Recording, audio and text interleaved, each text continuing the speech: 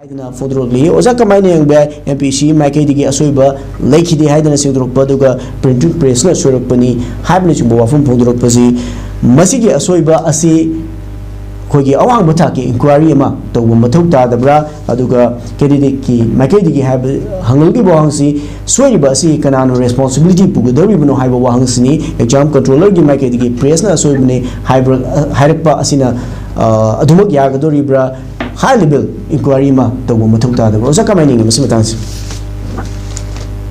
APSC na Manipur Public Service Commission and low examination da Aspoiba Laga, APSC na Swoibanati, has the Anang Mata, Hojiki Matamji, Anang, Judoin Sing of an hour. Five Pungi and a Kandami Bauda, Tavaya, with one. MPS in a syllable examination to give over the Gin and Loiva Pava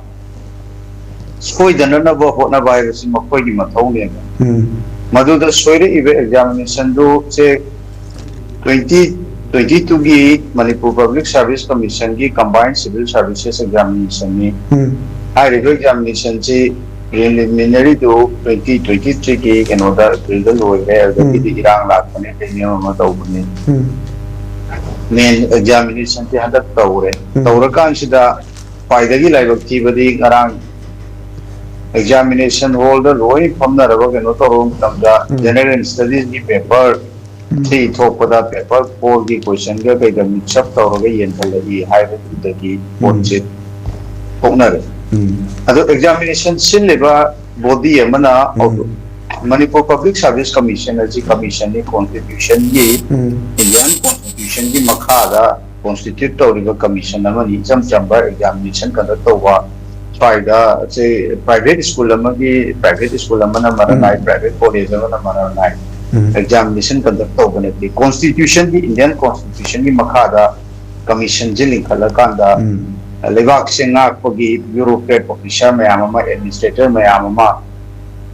not never give up to Salina, never give them up. Official may have a Makani, never give them to civil service combined with them. Examination is a over the inner lawyer power, my partner Panko Pazim or Koyum at home. Madu the soy than never give Loina Pomtang would be step putting what going into the responsibility. Adugi responsibility, labor, Adugumba, Manipur Public Service Commission now. Press the Gisway Pony higher than the Hector Mayam, the Miam, the Utchai, and the Taliba, Manipur Public Service Commission, Puriba. From chairman to top to down, as I get top to bottom, my tare. Chairman the Gihokanda, Amaka the Lego Baugi, Aduka Maka the Vinamataki, Aduku Mapungo, the Mataka Leva. Magi clarike kenoge kogi haitare sweeper gi cleaner gi adu gumbagi level gi one of the aduna chairman should be responsible aduga secretary should be responsible aduga examination gi section kutima koina mo responsibility lobum treba they moral ground lo in pamthado kon pena arangna commission gi chairperson pelo leri examination gi so Makoina Tazadana, Makoina Kaliba Priest, Nuswari Priest Lagi Kamaitum Surakan, examination gi Priest Lagi Mayamama question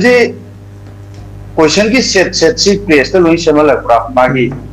packaging Kananta would give Priest in a final waiver.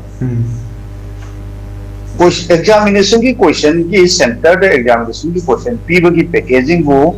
centered ki printing press na the final wo hela kari makoi na packaging to ko ado press na to ko matam du da responsible officer magi assign to gana yaw da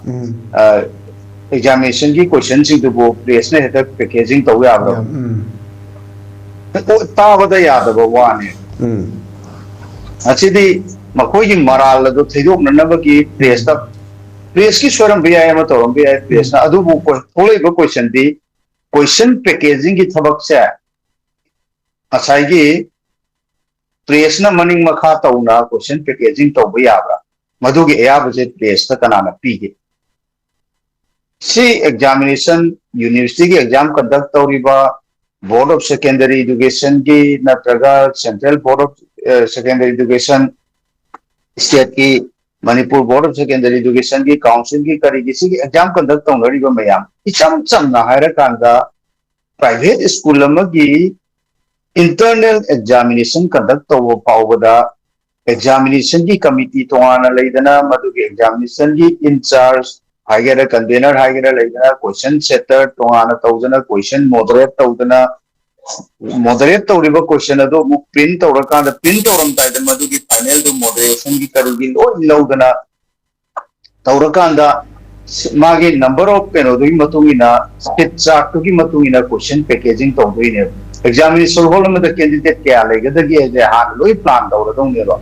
अदुगी मतुंगिना question packaging ओइ तौनरी हाकनेबा तौरिस Manipur public service commission की combined civil services examination की question general studies paper 3 थोगांदा paper 4 की question paper का मिक्सअप तोक्सनरा में हाइबसिबो यामना दायित्व याउदबा इरेस्पोंसिबल होइबा मसागी मथौदो मसक खंगना थबक तौदबगी पोनेबा तराई तराई न मसे थादोको चुमोइबा मणिपुर पब्लिक सर्विस कमीशन हाइजे लेबाक्सी की अफबा सिविल सर्वेंट ऑफिसर मैम सिविल सर्विस के ऑफिसर मैम लेबाक्सी कदाइदा कमाई तौना मांगोंदा चापत पोरकदगे हाइबसे सिगी एग्जामिनेशन जिदा खलकगदरिबा खलकदर मीजिंग दुमी मका पोले सुम चारबा नसाइगी लेबाकी खंद्रबा पुरानबा नसाइगी करी हाइतारे कोइगी सिदे कुजु मुजुदा चिंदा थुजादा तौबा अनमा खलकांदिदा अदुमाइन तौबगी चनबी हिनबी मैमदुना नसाइगी ब्यूरोक्रेट ऑफिसर होरकांदिदि लेबाक्सी की मराइबक्से नसी ओइसने थेंगांग के आदा Manipur service public service commission खनगिदा नसाइगी रिक्रूटमेंट की प्रोसेस सिदा कदाइदनो अमा क्वेश्चन ममांग द क्वेश्चन लीक ओरंबगी कोनागिबा मदुदि याम थवा यावना नसाइगी एग्जामिनेशन दो केनो तौना थादना खोतना सिविल सर्विस ऑफिसर अमोइनी स्टेट सिगी केनो तौदगेना खनबा इंटीग्रिटी लेबा मी क्या मधु तोखिबा याउदबा नते असाइगी अदुना वाथोक मैम अमा क्वेश्चन लीक ओइबगी वाथोक मैम अमा ममांगदा लेबे अनौबा नते अदो कदौबगी अचुयाम लुरबा एग्जामिनेशन अमा कदौबगी सिदा कनो तौरिनो क्वेश्चन लीक चम चम केनो निसिदि पैकेजिंग तौबा मतमदुदा असाइगी लोइनमक फुल रेस्पॉन्सिबिलिटी चे प्रेस ता पिथोकपरा प्रेस ता पिरम बतारगदी क्वेश्चन पैकेजिंग की थबकु असागी पब्लिक सर्विस कमीशन की मी याउदना प्रेस ता कमाई तौना केनो पिथोइना मोइना हाइरि दुई मतुंगिनादि प्रेस न सोरकपनि हाइरगदि कदाइदनो अमा पुरा मोंग ताद्रे अदुना सिगी थबकसिदि हाई inquiry commission judicial inquiry commission अमा खुदकता मसे इंडिपेंडेंट जुडिशियरी इंक्वायरी कमीशन अमा सेमकांदा मसे इंक्वायरी तौरकांदा मसिदा सेनरिबा मचा मसुगी थबकता यारोइसे मथक्तगी चेयरमैन दगी हौरगा सेक्रेटरी दगी हौरगा मकोइना रेस्पॉन्सिबिलिटी दो लौरगा मकोइना मकोइगी मखा थाबा थबक तौरिबसिदो सुपरवाइज तौदबगी मॉनिटर तौदबगी मखा दगी सोरे ए हाइरगा ए सुंबो एग्जामिनेशन में कंडक्ट तौरी मसी सोइबे यादे नोइ लोइना थौबदन तौवदा तौ हाइदना तौगदबनेबा अदुगी मॉनिटरिंग पार्ट यावरमगा बुची तौगदरा तौहम थोको मसाई सबक तौदबा सिदैसिदा टेकन फॉर ग्रांटेड लौरकांदे एग्जामिनेशन मम तौबगी नत्रगन एग्जामिनेशन की ममिंगी ओइना तौरिने अखोइ खनगदौ ओइरे गाइना लेदिरा मयाम अमा लेरेगना मणिपुर पब्लिक सर्विस कमीशन से नसी बाबुदा मियामगी हारिदिनि मयामगी थाजबा लेरक्तबा अचुगुंबा एग्जामिनेशन सोरकपा अदुगा होय हदकिदि इरांगसिना मरम ओइरकांदा केनो तौरे हाइरकनु एप्लाई तौबा मतमदुदा सही छु यादना एलिजिबल ओइदना थागिबा मीसिंदुदि खलकपा मतमदा मदुगी क्वेश्चन एज की क्वेश्चन तौबम थोक्तेना खल्ली अदुबु अतोप स्टेट सिंगिदा तौनरिबा मयामदि सही खुदिंगी एग्जामिनेशन जे कंडक्ट तौरकांदा थम्मकांसिदा मीसे मागी पैनल से अमा थम्मकांदा वैकेंसी एराइज तौरपगी मतुंगिना अदुम अपॉइंटमेंट पिनरिनेबा अखोइगिना मतम की वैकेंसी लाकांदा तौबदौना तौबगी मदुगी रेगुलर एग्जामिनेशन तौदबनिना सही खुदिंगी तौदबनिना मसिदा opportunity equal opportunity Indian constitution पीरिबा आर्टिकल 21 की 14 की करीबी से की इक्वालिटी अपॉर्चुनिटी की करीबी मयाम से लोई मांगिनेबा कोई से चाही अहू मरी से तौरतना मसीदा अप्लाई तौबे याबा मी 2022 दा की एप्लीकेशन फादना एग्जाम तौ अपियर तौरबा मयाम तौरिबा मयाम जिगे अमोय से 24 दा नत्रगा 23 दा एग्जामिनेशन जी तौदना नत्रगा 125 दा अनौबा कौना तौबी हाइबसिदा हजिसे अमता कौद्रबनिना एलिजिबल होइबा मीदी एज बार होइगदोइनेबा 2026 लाकांदा अनौबा नोटिफिकेशन फोलकांददी मसी 25 दा एग्जामिनेशन दे 24 दा नत्रगा 23 दा अमा सिनबिरमगदी थाबा यागदबा नहा मयाम अमगी अपॉर्चुनिटी दो मदो डिनाई तौरक दना मणिपुर लेरिबसिगी मौंगसी या मौंग तादे दना हंदकिसिदा नरांगिसिदा खुदिंगमनसु से नरांग आथुबदा दुम थादौ स्टूडेंट एसोसिएशन दा कंडेम तौरई मसिगी दिजनबा खोतनबा अतई मयाम अमसु तौरई अदुना अदुना त्रगदी मसे लमदम नरकनी हाइदना दुमाई थंबगे